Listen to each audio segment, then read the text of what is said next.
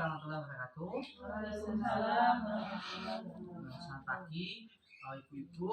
Pada hari ini kita panjatkan puji syukur kepada Tuhan Yang Maha Esa. Kita bisa berkumpul di sini dalam keadaan sehat walafiat.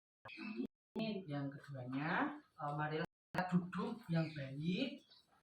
Untuk alat tulisnya bisa disiapkan, untuk HP-nya bisa di-silent, karena pagi hari ini kita akan membahas tentang macam-macam canting dan cara penggunaannya. Itu sudah siap semuanya? Ya.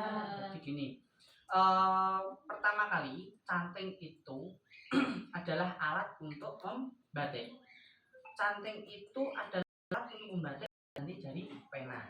Yang membatik adalah karya seni yang menggunakan canting sebagai alatnya dan menggunakan lilin panah sebagai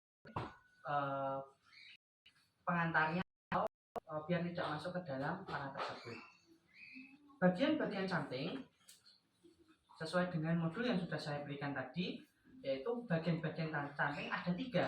Yang pertama adalah cucuk, yang kedua adalah cantongnya atau isinya, yang ketiga adalah gagang. Nah, canting ini juga mempunyai beberapa bagian-bagian atau mempunyai nomor, yang mana nomornya ini bisa digunakan untuk tanda bahwa canting itu besar atau kecil bagian lubangnya. Jadi untuk cantingnya ini ada nomor 0, yaitu bagian yang paling kecil, 1 untuk isian biasanya, yang ketiga nomor 2 untuk isiannya lebih besar, yang ketiga biasanya untuk kelowong atau untuk lengan motif, dan untuk tembokannya biasanya lebih 4, 5 dan ke atasnya. Tidak menutup kemungkinan pengrajin juga akan memilih lubang sesuai dengan keinginannya. Jadi semakin besar nomor lubangnya berarti hasilnya semakin besar.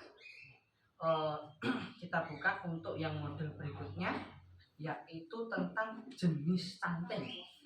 Jenis canting di sini ada canting kelowong, ada canting cecek masuk isen. Arti cecek itu bisa merangkap sebagai canting caret. Itu adalah canting yang menggunakan cucuk lebih dulu. Ada cucuk 2, ada cucuk 3, dan yang banyak ada cucuk 8. Biasanya cucuk 2 itu digunakan untuk membuat garis tepi, garis book, dan untuk motif-motif yang bentuk geometris. Yang ketiga adalah canting bercucuk 3, berarti untuk memberikan isian cecekan berjumlah 3. Untuk yang berikutnya, untuk canting caret yang menggunakan canting cucuk 5 dan sebagainya, berarti difungsikan untuk membuat titik atau isen.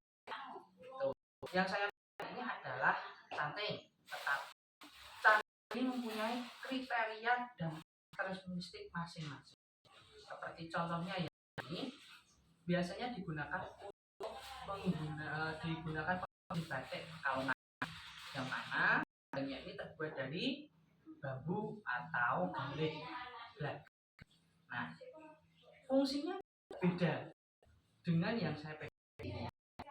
Biasanya kalau yang menggunakan pekalongan hasilnya lebih halus, lebih timbul, lebih bisa dikondisikan karena megang juga gampang dan tidak mudah. Kan yang satu ini adalah canting dengan gagang kayu. Biasanya digunakan untuk pengrajin yang berasal dari Solo dan lain sebagainya. Juga punya kekurangan, yaitu jika ada netesnya lilin, maka akan menetes pada kain atau pada tangan. Ini biasanya kalau yang edukasi pembelajaran pakai yang seperti itu. Dan berikut untuk canting ini, cara memegang canting bisa membuka materi atau modul berikutnya, sudah saya bagikan tadi. Tidak sama dengan menggunakan atau memegang sendok, pisau atau yang lain sebagainya. Tapi memegang canting itu menggunakan tengah-tengah dari tangan kita antara jari telunjuk dan jari tengah, yaitu digapet, bahasanya digapet. Kenapa harus seperti ini? Karena untuk agar terjaga kehalusannya, dalam artian tangan yang ini jika terkena atau turbulensi, ngejer atau bergetar, tidak mempengaruhi kain, tidak mempengaruhi motif, jadi lebih terarah. Tidak seperti ini, tidak seperti ini, dan gigi. Jadi sesuai dengan kaedahnya, memegang canting adalah digapet. Nah, karena ini pensil atau pena alat. Lalu di sini saya bawa kompor yang panas. Jika menggunakan canting itu tidak langsung tetap diginikan ya. Nah, saya gini ya. Jadi tidak gini, tetapi biasa saja. Nah, diambil, kemudian dioleskan, dipakai. Biasanya pengrajin itu meniup bagaimana bagian cucuknya. Untuk apa? Biar malamnya ini atau lilin ini dengan lancar. Yang pertama. Yang kedua, temperatur antara lilin yang di kompor dan lilin yang di ini lebih stabil. Jika ditekan ke kain, maka tidak proses nyundul.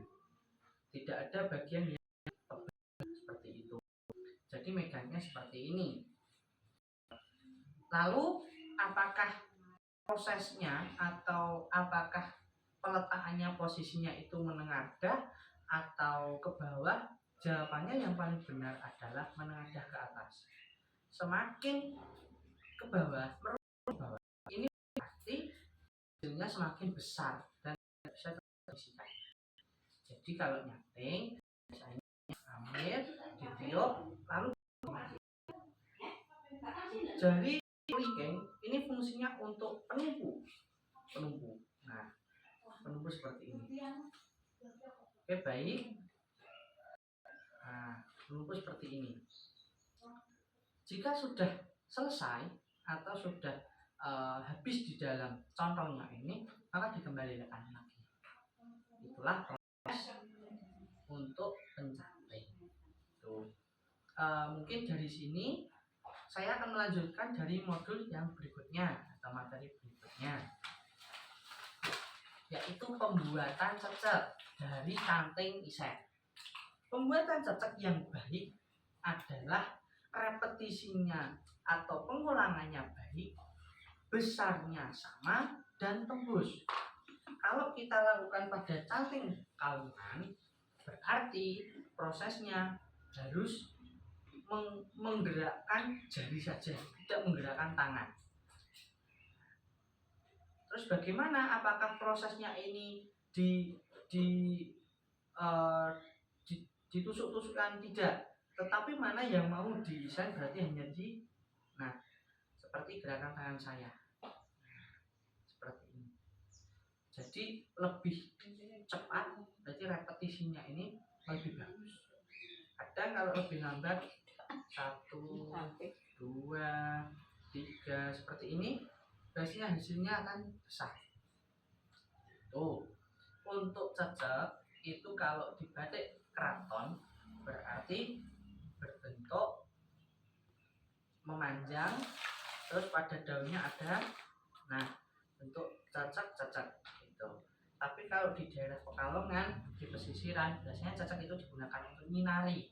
Nyinari itu membuat gradasi pada bagian motif seperti bunga, daun, dan batang. Perlu diingat, kemarin yang sudah saya jelaskan materinya yaitu pointilis.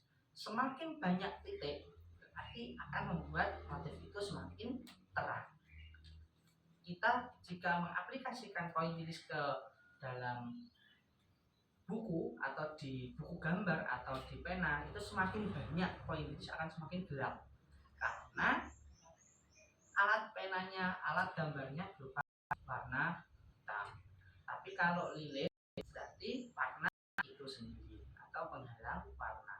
Seperti itu mungkin dari saya pemaparan materi canting cukup. Ada yang ditanyakan?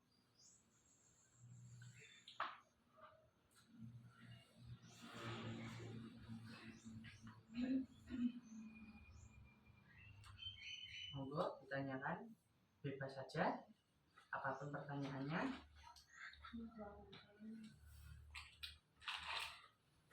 Oke.